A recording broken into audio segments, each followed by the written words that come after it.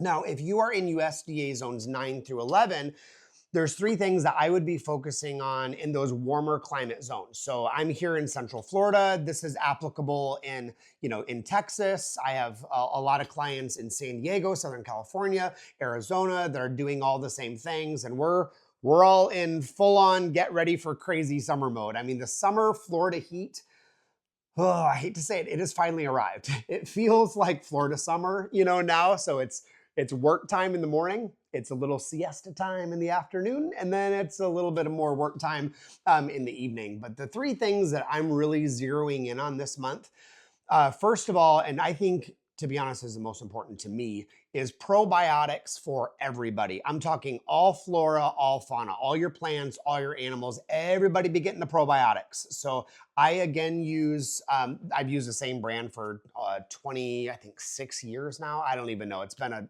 heck of a long time. I use SCD probiotics. So with my livestock, I use Bio Livestock. And then out in the garden, I use Bio Ag.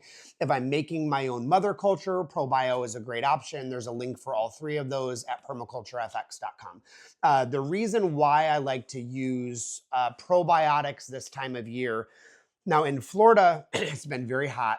It's been very, very dry. We're in severe drought. My area in particular is still 26 inches below average right now. We need 26 inches of rain to get us out of the drought. So this is the worst drought that we've had in a few decades. And I get it. Like, it seems like every storm, every whatever that comes in, it's like, it's the worst one we've had since da da da da. I don't know what you believe about climate change.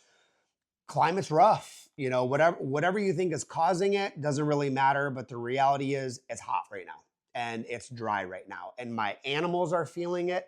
My plants in the ground are feeling it. The plants in the food forest are feeling it.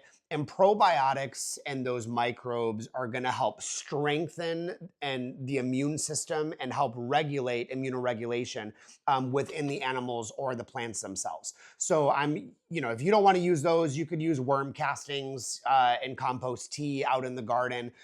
You could use other types of probiotics with cattle and livestock. But I think getting them what they need when their body is stressed right now is super important, later in the season. I don't want to get into 110-degree heat, which is coming in a couple months, and not have my animals or my plants be at their best. So getting that probiotics to me is number one most important.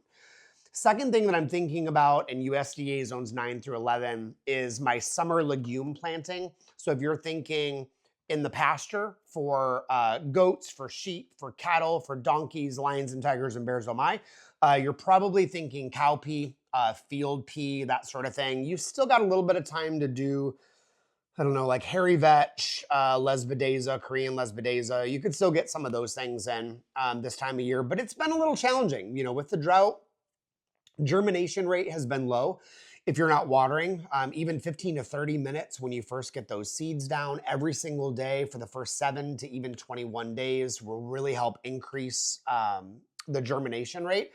But I would say getting those summer legumes in the pasture or even as cover crops. So if you're done with your annual vegetable gardening, which in Florida, we're kind of done. By May, we're wrapping up annual vegetables. Now, can you do it? Sure, you can, but you're going to be pulling your hair out. There's not enough coffee in the world to get me to do gardening, annual vegetable gardening in Florida in those summer months. It's just too hot. Like, I ain't got time for that.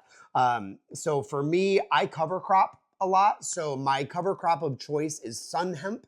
Jonesea crotalaria is a really good one. Very high in its nitrogen fixing ability, even higher than red and crimson clover. A lot of soluble and digestible fibers if you're rotating cattle and livestock through it.